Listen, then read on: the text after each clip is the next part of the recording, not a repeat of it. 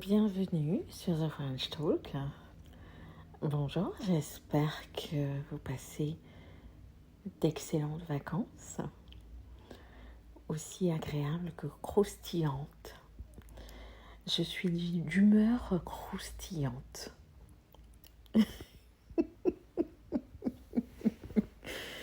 Alors, je me présente. Je suis Joanne, conférencière, multicasquette, écrivaine et productrice de The French Talk. Aujourd'hui, nous allons parler d'un sujet qui revient très souvent dans mes diverses discussions, qui est la sélection. Pourquoi nous parlerons de sélection aujourd'hui? Parce que beaucoup de personnes ont du mal à sélectionner. Pourquoi? Parce que souvent nous avons affaire en face à des personnes manipulatrices, des loups déguisés en agneaux qui ne révèlent pas leurs réelles intentions. Du coup, on se fait avoir et cela crée des blessures émotionnelles. Alors, pourquoi la sélection est très importante? La sélection est importante, d'une part parce qu'il ne faut pas négliger le fait que vous devez, si vous ne souhaitez pas souffrir, sélectionner qui entre dans votre vie.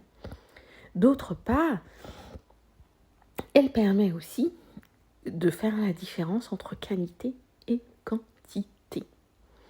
À savoir qu'il y a certaines personnes qui rentrent dans notre vie pour l'améliorer et il y a certains qui rentrent dans notre vie à des buts de la détériorer.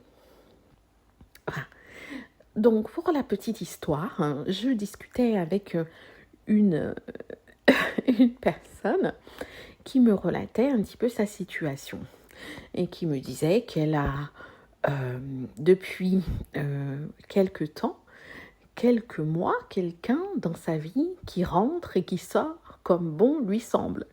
C'est-à-dire, résumons bien, qu'il appelle quand ça l'intéresse, qu'il la voit quand ça l'intéresse, qu'il la sollicite quand ça l'intéresse, peut-être pour obtenir ses faveurs, pour passer de bons moments, et qui disparaît du jour au lendemain. Alors, cette personne me disait ne pas savoir comment réagir face à cela, puisque étant troublée par, comme on dit, des signaux mixés, c'est-à-dire que un coup on est bien, un coup on n'est pas bien, où je me situe dans cette relation. Donc la question est que, Joanne, je ne sais pas quoi faire, je ne sais pas comment me situer dans cette relation. Et moi, de lui dire que souvent, nous sommes à l'origine de nos propres problèmes. Nous sommes à l'origine de notre mal-être. Nous sommes à l'origine de nos déceptions. C'est une vérité qui est difficile à entendre, mais qui est nécessaire. Il faut le dire. Il faut le dire. Il faut dire que nous favorisons l'entrée de certaines personnes toxiques dans notre vie. Donc, qu'est-ce qu'il faut faire? Il faut, comme on dit, sélectionner, augmenter le loyer, augmenter nos valeurs, peut-être pas nos exigences, mais nos valeurs. Si une personne n'est pas en adéquation avec ce qu'elle dit ou prêche certaines choses et agit d'une autre façon, c'est-à-dire que cette personne-là n'a pas envie de s'investir, tout simplement. Et ça, c'est une vérité à comprendre. Une personne qui vous maltraite ou une personne qui ne vous dit pas la vérité ou qui laisse planer des zones d'ombre, c'est une personne qui est toxique et qui joue sur plusieurs tableaux.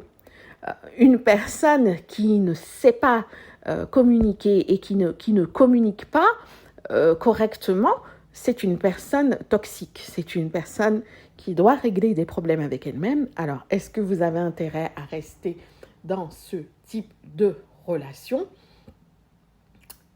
Je ne sais pas. C'est à vous de voir. Si vous voulez souffrir, comme il me plaît souvent à dire, on ne pleure pas à votre place. On ne souffre pas à votre place. Alors, augmentez le loyer et foutez-les à la porte. C'est absolument de ça qu'il s'agit. La vie est vraiment très courte pour s'embarrasser de non-dits, de personnes qui ne savent pas ce qu'elles veulent. Alors, qu'ils se retrouvent entre eux, qu'ils fassent un comité de personnes toxiques et qu'ils se retrouvent entre eux.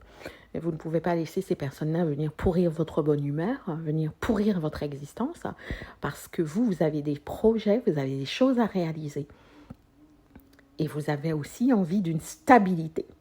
Donc, du moment où une personne ne vous apporte pas sérénité, stabilité, clarté, et ses actes ne sont pas en corrélation avec ses paroles, au revoir. On a envie de vous dire au revoir.